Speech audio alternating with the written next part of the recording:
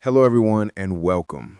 Today, I want to share a story that is not just about learning English. It's about changing your life through English. This is the real journey of a boy named Liam, a boy who couldn't even say "How are you" properly, a boy who once froze in front of a classroom, a boy who was afraid of making mistakes and being judged. But Liam didn't give up.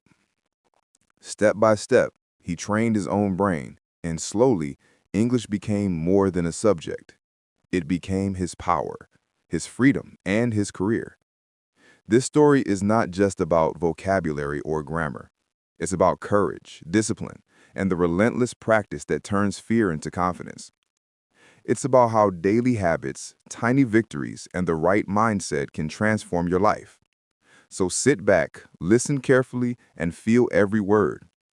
By the end of this story, you won't just understand English better. You'll see what English can do for your life. Let's begin the journey. Part 1. The boy who couldn't even say "How are you" properly. When I was a kid, I hated English. Not because I didn't like the language, but because it made me feel small. Every time someone spoke English around me, it felt like a wall I could never climb. Just a few words, a few sentences. That was all it took to make me feel like I didn't belong. I grew up in a small town. My school was simple. My teachers were kind, but English was just another subject we had to memorize. We learned grammar rules, filled in blanks, and repeated sentences without understanding anything. I still remember my first English oral test.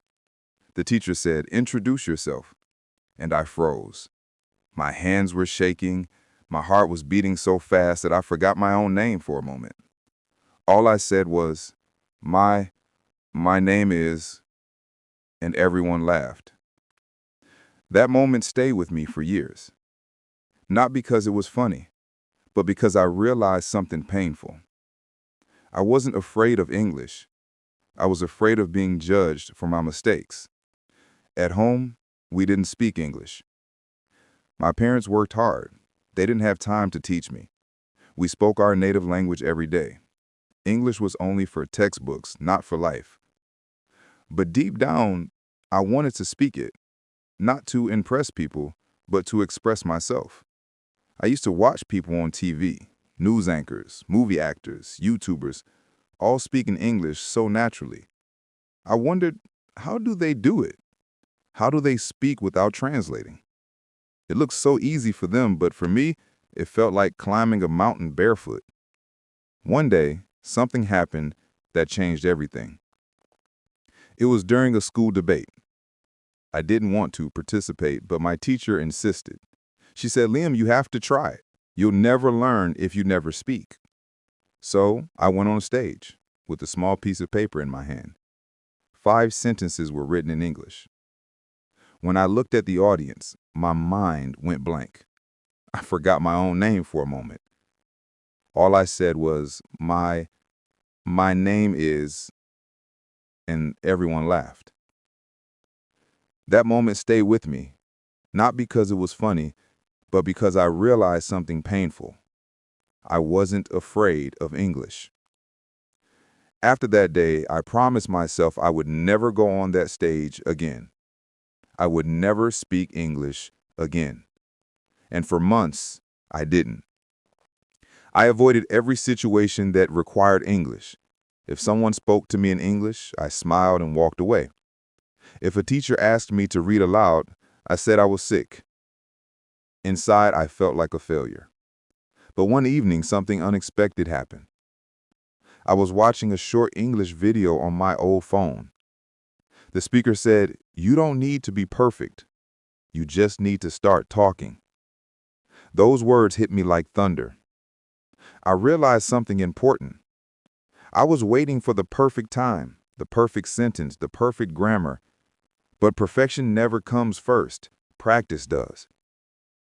That night, I looked in the mirror in my small room. It was old and cracked, but I could see my reflection clearly. I looked into my own eyes and said slowly, "Hello, my name is Liam." I laughed. It sounded funny, But then I said it again. Hello, my name is Liam. Then again, 10 times, 20 times. The next day I did it again and again. That mirror became my classroom. No one laughed at me. No one corrected me. No one judged me. I started creating small challenges for myself. One sentence every morning, one word every night before sleep, one topic every week. I began copying lines from English movies and repeating them again and again. When I didn't understand something, I didn't stop. I just guessed the meaning and kept talking. And slowly, I started to enjoy it. After a few weeks, something strange happened. One morning while walking to school, I saw a dog crossing the road. And in my head, without planning, I said, "The dog is crossing the road." For the first time in my life, I thought in English without trying. It was a small sentence, but it felt like a victory. That one thought showed me what was possible. From that day, I began describing everything in my mind. The sun is bright. The air feels warm. I am walking fast. My friend is laughing. I didn't realize it back then, but I was already training my brain, not my tongue. That's how my journey truly began. Months later, our English teacher asked us to read a paragraph aloud. Normally, I would have avoided it, but that day, I stood up. My voice was shaking, but I spoke. I made mistakes.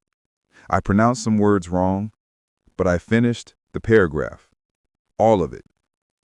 The class was quiet. Then the teacher smiled and said, "Good job, Liam. You've improved."